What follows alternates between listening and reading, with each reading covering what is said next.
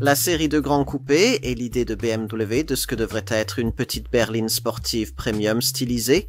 La F74 de deuxième génération est plus élégante, plus dynamique à conduire et requiert un intérieur bien plus sophistiqué. La BMW série 2 Grand Coupé est un coupé 4 portes compact et soucieux du style qui devient un peu plus sophistiqué dans cette seconde génération. Les petites berlines ne se vendent pas bien ici. En fait, elles ne se vendent pas du tout à moins d'arborer un badge haut de gamme. Audi a réussi à appliquer ce concept à sa berline A3 de 2013 avant que Mercedes ne l'améliore. Bien qu'ils aient été les premiers à lancer une voiture de ce type avec la CLA coupé 4 portes. Ces deux modèles sont passés à une seconde génération et ont forcé à réagir en créant ce qui serait en fait une version berline de leur série 1 compact. BMW a suivi la voie du style, initiée par la CLA avec sa propre concurrente, la première série 2 grands coupés lancée en 2021. Ce premier modèle F44 a divisé sur le plan esthétique et certains ont regretté qu'il utilise la plateforme à traction avant de la série 1 au lieu de la propulsion de la série 2 coupés. Avec cette deuxième génération, l'ère F74 de la série 2 Grand Coupé que nous examinons ici, BMW n'a pas beaucoup modifié l'ingénierie. Mais la plupart des autres aspects de ce modèle ont été entièrement repensés, y compris le style que le constructeur munichois espère désormais beaucoup plus agréable à l'œil.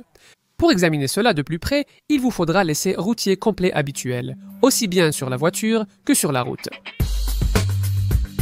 Comme pour la version originale de ce modèle, cette série de grandes coupés est, selon BMW, censée séduire des personnes extraverties et émotionnelles à la recherche d'une alternative à une berline traditionnelle. Ou, si vous voulez qu'on lise entre les lignes, pour vous, des personnes qui, en temps normal, ne donneraient pas forcément la priorité à l'achat d'une BMW, mais qui pourraient bien aimer celle-ci. Comme auparavant, la dynamique de conduite ici n'est pas différente de celle d'une série 1, mais comme sur cette compacte, elle a récemment été affinée de plusieurs façons que nous allons aborder dans un instant. Les moteurs proposés sont similaires à ceux de la série 1 débutant par le mild hybride 48 veuf 1,5L 3 cylindres la 220 testé ici avec 170 chevaux qui sera le choix de la majorité. Elle atteint les 100 km/h en 7,9 secondes pour une vitesse de pointe de 230 km/h. Et c'est largement suffisant pour ce genre de voiture. Si cela ne vous suffit pas, alors vous serez orienté vers la 223X Drive intermédiaire qui utilise un moteur 4 cylindres, également doté de la technologie mild hybride 48 volts et développe 218 chevaux. Cette version est nettement plus rapide, atteignant les 100 km/h en seulement 6,4 secondes pour une vitesse de pointe de 250 km/h. Comme son nom l'indique, elle offre aussi la transmission intégrale pour une meilleure traction. La transmission intégrale équipe le modèle phare, la M235X Drive, qui utilise un moteur essence turbo 4 cylindres de 2 litres sans aucune technologie électrifiée, et délivre légèrement moins de puissance et de couple que la version précédente, mais offre tout de même 300 chevaux. La version la plus puissante atteint 100 km/h en 4,9 secondes avec une vitesse maximale limitée à 250 km/h. Toutes les séries de grandes coupées ont désormais une boîte automatique obligatoire. C'est une boîte automatique Steptronic à double embrayage et 7 rapports, avec une pédale de boost offrant une accélération supplémentaire pour les dépassements. Cela inclut la M235 haut de gamme, auparavant équipée d'une boîte automatique à 8 rapports. Nous avons constaté que cette boîte montait vite les rapports supérieurs, mais rétrogradait lentement. Pour les autres moteurs, des diesels et autres blocs essence existent ailleurs, mais il est peu probable qu'ils arrivent ici. La M235 vise les conducteurs passionnés, d'où la fausse sonorité moteur amplifiée par les haut-parleurs que nous apprécions. Le modèle haut de gamme reçoit une barre de renfort moteur supplémentaire en option sur la 220, des pneus plus larges et plus de carrossage avant pour améliorer la tenue de route. Les amortisseurs ont été recalibrés pour réduire le roulis et le limiteur de patinage ainsi que le freinage ont aussi été revus. Ce modèle haut de gamme propose aussi une direction plus précise et une suspension abaissée rapprochant la voiture de 8 mm du sol. Comme nous l'avons dit, ici nous sommes restés sur la version 220 qui, comme mentionné précédemment, bénéficie d'une série de modifications techniques censées rendre ce modèle F74 plus orienté vers le conducteur. Elle utilise toujours la plateforme UKL2 à traction avant, mais plus rigide. La cinématique a été optimisée, les fixations de la barre anti-roulis très préchargées et le contrôle de stabilité perfectionné. BMW a aussi accru la chasse des roues avant de 20%, assurant une stabilité directionnelle supérieure et un meilleur retour d'information dans la direction. La marque semble aussi avoir fait des efforts en matière de raffinement, car ce modèle F74 paraît un peu plus silencieux que son prédécesseur à vitesse de croisière.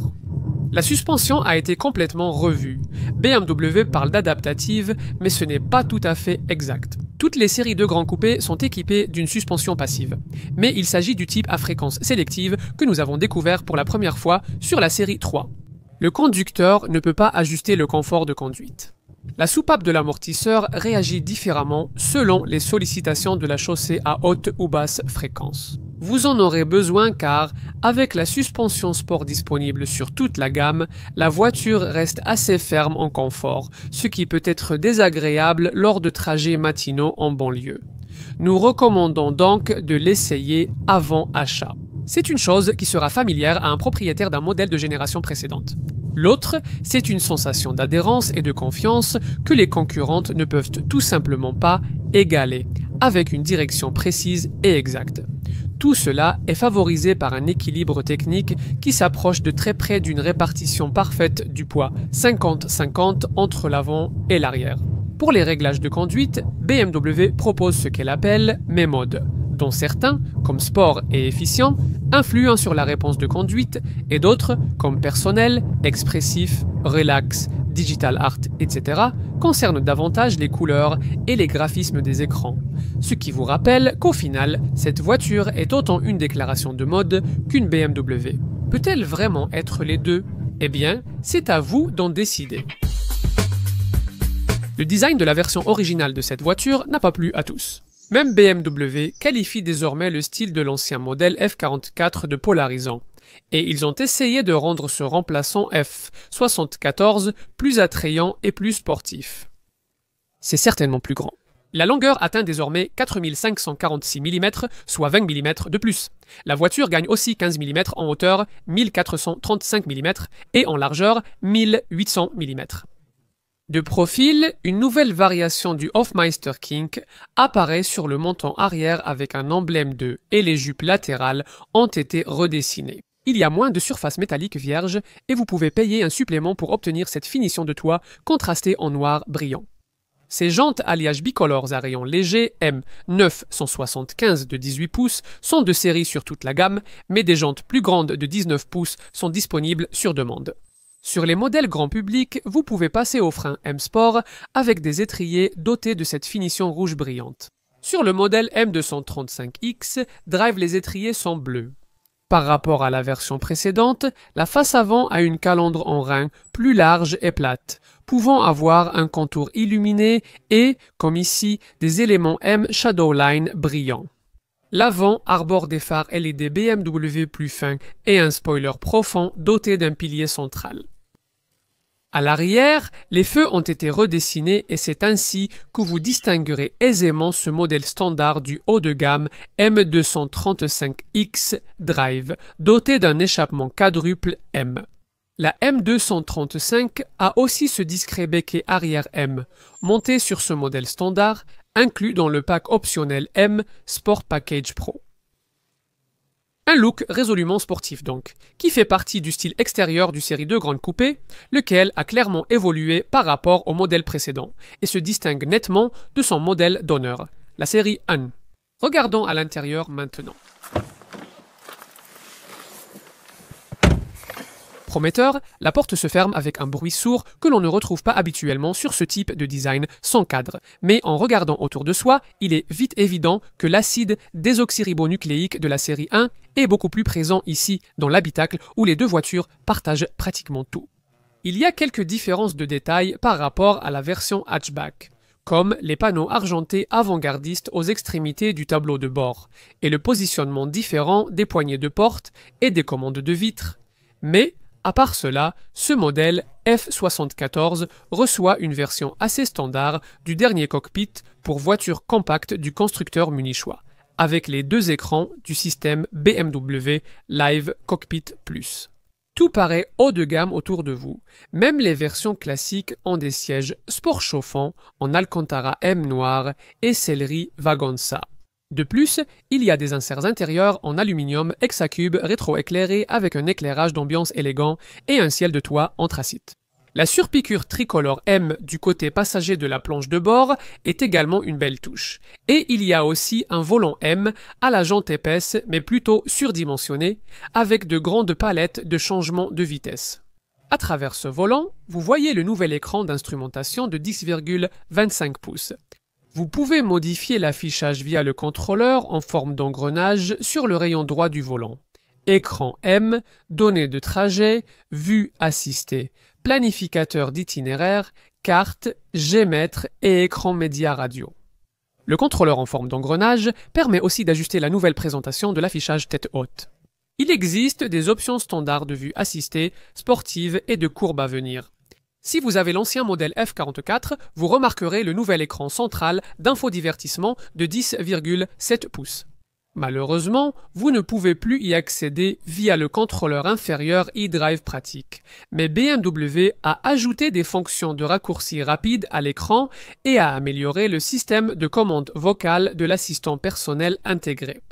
Il y a des options pour les médias, le téléphone et la navigation le long du cadre droit de cet écran, ainsi qu'un écran d'accueil divisé en sections de widgets personnalisables, comme d'habitude. Voici la cartographie avec des sections de widgets réduites. Pour les médias et la saisie de destination. Vous pouvez faire défiler vers le haut et vers le bas avec ces sections de widgets plus petites pour également voir des éléments comme les données de trajet, les bulletins météo et une horloge analogique.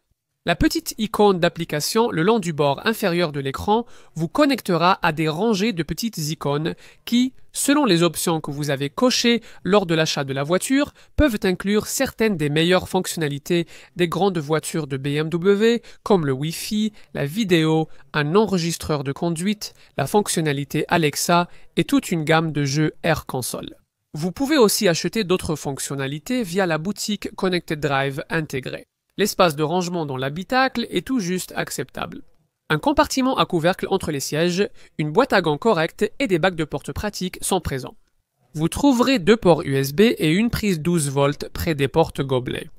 Il y a un tapis de recharge au bas de la console centrale avec un plateau juste au-dessus. Et il y a des pinces à tickets dans les pare-soleil. On pourrait penser que les nouvelles dimensions du F74 améliorent un peu l'espace arrière par rapport à la première génération. Cependant, c'est un peu un espoir vain, car l'augmentation de 20 mm de la longueur est due à des pare-chocs différents plutôt qu'à une augmentation de l'empattement. Grâce à la petite ouverture de la porte et aux fenêtres étroites, il reste toujours assez difficile d'installer un siège enfant ou quelque chose comme ça à l'arrière ici. Et il faut toujours baisser un peu la tête pour entrer. Une fois à l'intérieur, il est immédiatement évident que les différences d'espace avec ce modèle de deuxième génération ne sont pas si importantes que ça. Vous êtes mieux installé ici à l'arrière que dans une série 1 compacte. Et pour être honnête, l'espace pour les jambes n'est pas tellement différent de ce que vous trouvez dans une berline série 3. Et c'est bien moins sombre ici à l'arrière qu'avec l'ancien modèle. Et cela est facilité par ces grandes vitres de custode à l'arrière ici. L'ajout du toit panoramique en verre en option améliorerait encore la situation. Cela n'améliorerait pas vraiment la garde au toit, cependant. Elle est déjà assez limitée pour les personnes de grande taille. Nerim est aidé par ses dossiers de siège avant fortement creusés, qui n'ont en fait pas de poche, mais le tunnel central élevé signifie qu'il n'y aura presque certainement que 2 personnes assises à l'arrière de toute façon. Au-dessus de ce tunnel, vous trouverez 2 ports USB-C et 2 aérateurs. BMW propose des lampes de lecture au plafond, un accoudoir central avec des portes gobelets et des bacs de porte de taille raisonnable. Terminons par un coup d'œil à l'arrière, où le couvercle du coffre se soulève pour révéler un espace décevant de seulement 360 litres, soit 70 litres de moins que la première génération de la série de grandes coupées et 45 litres de moins que la rivale Mercedes CLA. Maintenant, ce manque à gagner est presque entièrement dû au système hybride léger qui se trouve sous le plancher du coffre sur cette version, 220 volumes, et sur sa version intermédiaire, 223. La version haut de gamme M235 sans technologie 1000 Hybrid Electric Vehicle propose jusqu'à 430 litres dans le coffre. En théorie, cela représente 50 litres de plus que la M135 hatch équivalente. Mais cette capacité ne serait pas aussi utile dans la réalité à cause de cette ouverture de coffre étroite, bien sûr. Un compartiment profond avec couvercle articulé se trouve sous le plancher, car aucune roue de secours n'est proposée. Il y a une petite niche sur la droite ici. Deux crochets à sac sont à droite et un triangle de signalisation est dans le couvercle du coffre. Le toit du coffre non peint est éclairé et il comporte des loquets de déverrouillage pour la banquette arrière, fractionnable 40-20-40. Lors de ce test à l'été, 2025 BMW proposait la 220 Grand Coupé à un peu moins de 36 000 livres sterling uniquement en finition M Sport, tout comme la 223 X-Drive, qui débutait à environ 39 000 livres sterling au moment du tournage. Lors de cet essai, la M235 X-Drive, version haut de gamme de la série de Grand Coupé, coûtait un peu moins de 46 000 benmademara. Lors du tournage, nous n'avions pas encore les tarifs de la principale rivale de cette BMW, la Mercedes CLA hybride de 3e génération, aussi proposée en version 100% électrique. La seule autre véritable rivale crédible parmi les petites berlines premium est l'Audi A3 berline, même si ce n'est pas vraiment un coupé 4 portes comme essaye de l'être cette BMW.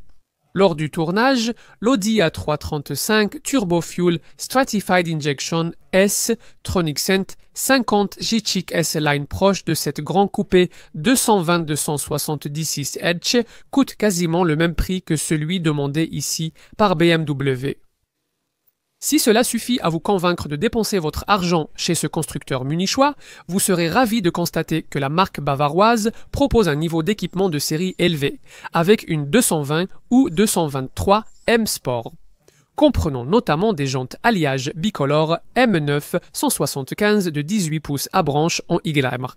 Des inserts extérieurs M Shadowline noir brillant, un style extérieur M Sport, des phares à LED BMW, une alarme et l'assistant de stationnement avec capteur tout autour. L'équipement de conduite de série comprend une boîte automatique avec palette au volant, la suspension adaptative M, les modes de conduite My Mode et le régulateur de vitesse avec fonction de freinage.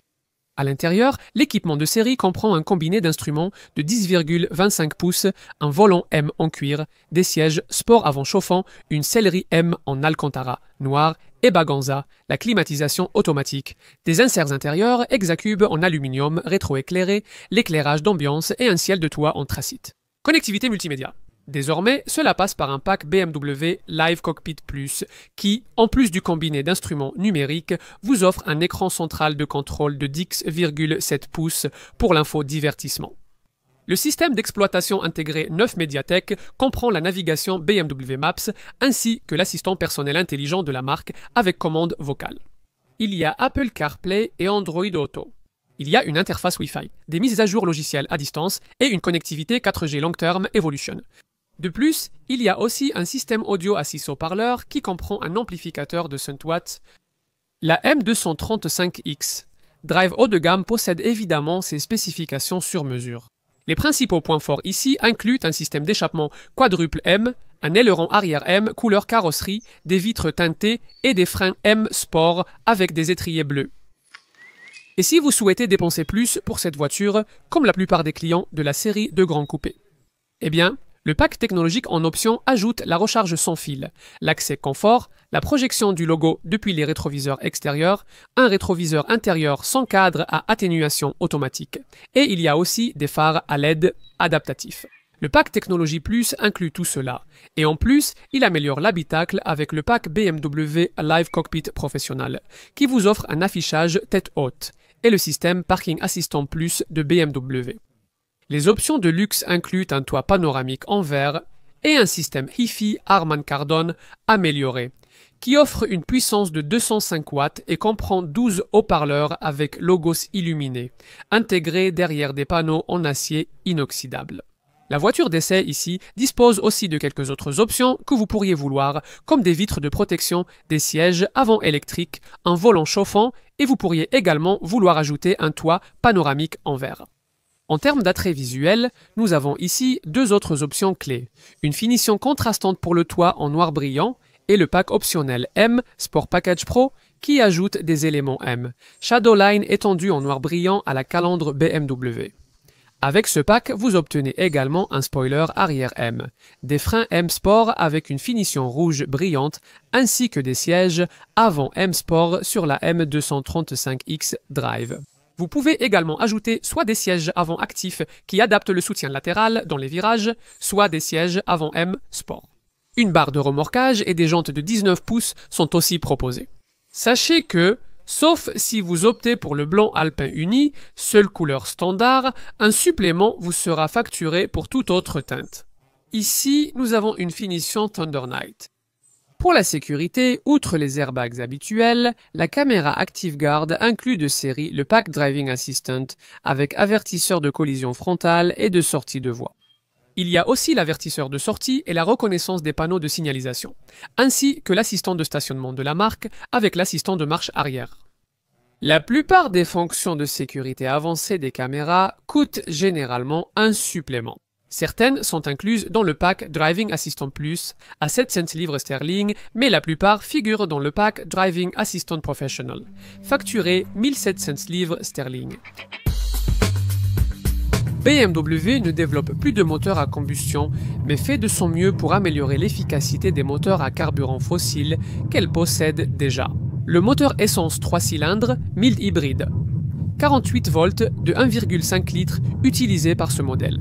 220 est de la dernière génération des moteurs modulaires du groupe BMW et offre jusqu'à 53,5 miles par gallon en cycle mixte et jusqu'à 120 grammes de dioxyde de carbone par kilomètre. Comme d'habitude avec la technologie Mild Hybrid, il y a une petite batterie qui stocke l'énergie provenant du freinage régénératif, laquelle est ensuite utilisée bien sûr pour aider à l'accélération et faire fonctionner le système Stop-Start du moteur. La 223X Drive atteint jusqu'à 53,6 mpg et 133 grammes par kilomètre, et la M235X Drive enregistre jusqu'à 37,7 mpg et jusqu'à 170 grammes par kilomètre de monoxyde de carbone 2. Sur toute la gamme, l'efficacité est également améliorée grâce aux fonctions de roue libre et d'arrêt démarrage automatique. Désormais, il s'appuie sur les données fournies par le système de navigation, la caméra frontale ainsi que les capteurs des systèmes d'aide à la conduite en option. La fonction de roue libre qui découple la chaîne cinématique de la transmission à vitesse de croisière. Passons donc au pack de garantie. La garantie de BMW ne dure que 3 ans, mais elle inclut un service d'assistance en cas de panne et, au moins, elle n'est pas limitée en kilométrage, contrairement au pack comparable que vous auriez de série chez un concurrent comme Audi. Vous pouvez prolonger cette garantie par paiement mensuel ou annuel. Il y a aussi une garantie de 3 ans sur la peinture et la garantie habituelle de 12 ans contre la corrosion. Les petites berlines visaient auparavant une clientèle âgée. Donc, la réussite de BMW avec la série de grandes coupés est remarquable. Cette voiture a l'âge moyen de clientèle le plus bas de toutes les BMW, une tendance que ce design de génération S74 au look plus affûté devrait encore encourager. Malgré ces évolutions, il reste difficile d'imaginer qu'elles vous donnent envie d'une série de grandes coupés si ce n'était pas déjà le cas. Mais si l'idée de Munich de ce que doit être un petit coupé 4 portes vous séduit, alors cette voiture vous plaira encore plus que sa devancière, qui avait suscité quelques controverses. Les changements de style sont subjectifs, mais l'habitacle et la finition intérieure nettement améliorée sont indéniables. Certains, cependant, continueront de penser que la série 1 à haillons sur laquelle cette voiture est basée a plus de sens, ou, si vous tenez vraiment à avoir un coffre plutôt qu'un haillon, nous ne pouvons nous empêcher de penser qu'une série 3 berline récente avec peu de kilomètres pourrait être un meilleur choix. Cette série 3 pourrait aussi être plus facile à vivre. Malgré l'amortissement intelligent à fréquence sélective, nous pensons toujours que cette voiture est un peu trop ferme sur la route. Mais le grand coupé se vendra pour sa prestance sur la route, et pour le genre de personne qui en veut un, cela fera toute la différence du monde.